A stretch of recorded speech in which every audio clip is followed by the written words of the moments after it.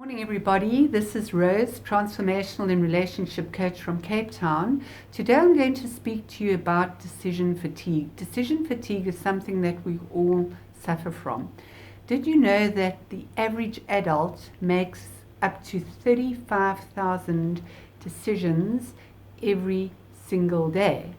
And did you know that the brain has bestowed us with a finite amount of energy for decision-making skills and also willpower skills? What is decision fatigue? Decision fatigue is a phenomena whereby we are depleted of energy to make decisions the longer we are awake. And our brain needs physical energy. So what it does is it gives us that finite amount of energy, and then later on in the day it will turn down the energy for our decision making and our willpower skills to enable the brain to focus on its own survival. So therefore the situations that will require willpower and decision making become less quality decisions the longer that we are awake. So as we go on, our energy is depleted and then we're less likely to make good decisions. And the other thing as well is our willpower goes down, and then our self-gratification also goes down. So what do we do at about 3-4 in the afternoon? We grab a donut, we grab a chocolate without thinking, because we believe we really need that. So also after a very busy day and we are suffering from decision fatigue, we're driving home and we're thinking about, what am I going to make for dinner?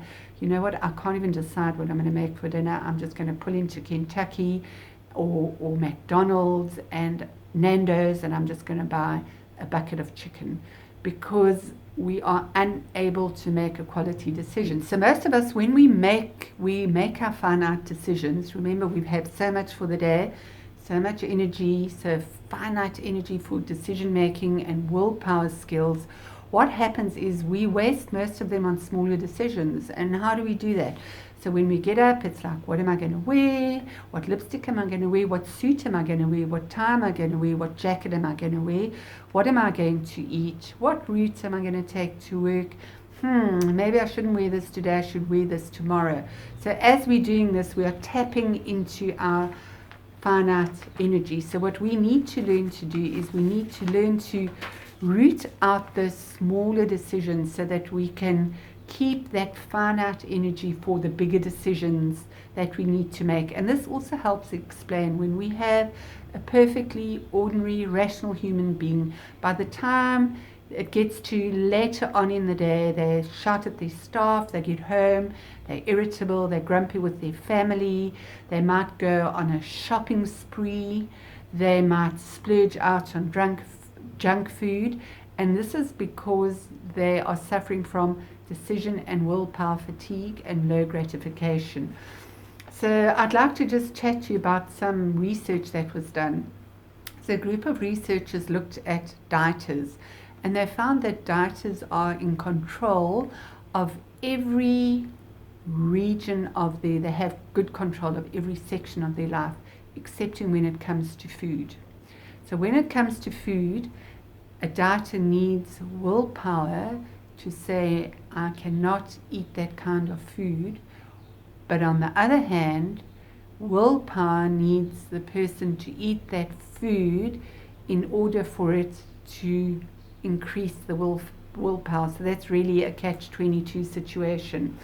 So Baumeister said it's not a trait of a person. It's actually something that fluctuates. And after having a look at decision making now, you can see how our decision making fluctuates during the day because of decision making fatigue. And John Timley stated that even the wisest of people do not make decisions when it comes to later on in the afternoon. They do not make decisions when they are not rested and their glucose is low. So those wise people will not make a decision to restructure the company at 4 o'clock in the afternoon, or make decisions around the bar or at cocktail hour, which very often happens, and very often poor quality decisions are made there. So there was another study that was done where researchers analyzed 1,100 cases of parolees, and they had a look at the decision making and willpower skills of the judges, and they found that 70% of parolees that were reviewed in the morning got parole versus only 10% in the afternoon. Despite their merits, only 10% of those parolees were given parole, because for the judges that were ruling that analyzing and discussing case after case after case resulted in decision-making fatigue. So there comes a time when a good choice and thought of decision-making cannot be expected from a depleted brain.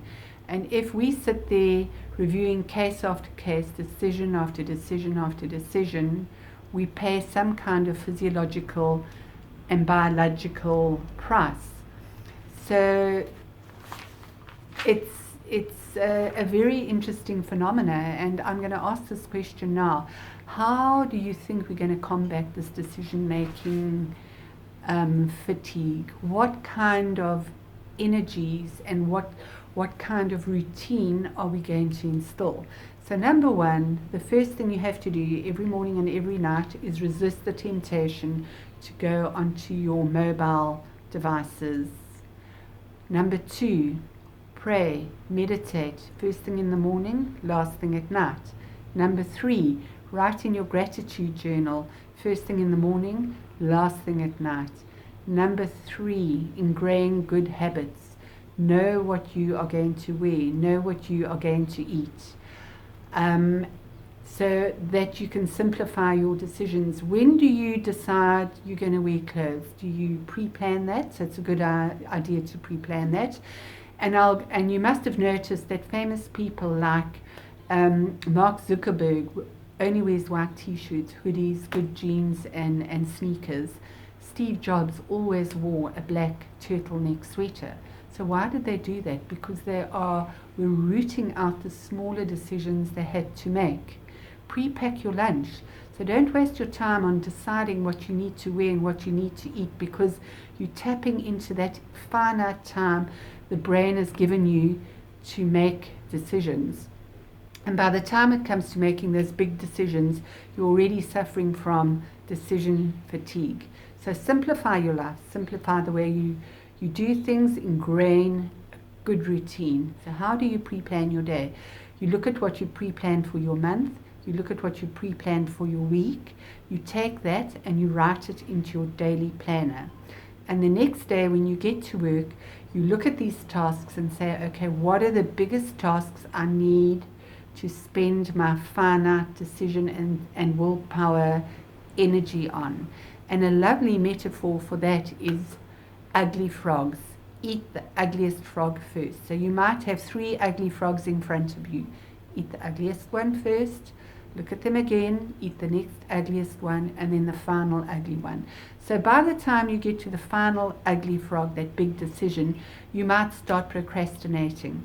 The minute you start procrastinating, remind yourself that motivation is about motive. Why are you doing this?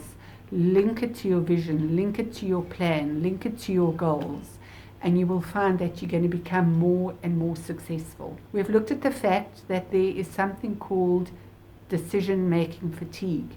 We all suffer from it. We all understand that it is a phenomena whereby through the day we have a finite amount of decision-making and willpower skills that become depleted. We've also looked at research, how people are affected by willpower and decision-making depletion and depleted energy, and that it's a good time to make those big decisions in the morning. So, good luck with your decision-making and with your success. I'd like to ask you, every one of you, a question. Can you think of a time when you made a poor quality decision because you were suffering from decision fatigue? Please write it in the comment below. Thank you so much for listening, and I'm looking forward to our next conversation. Take care.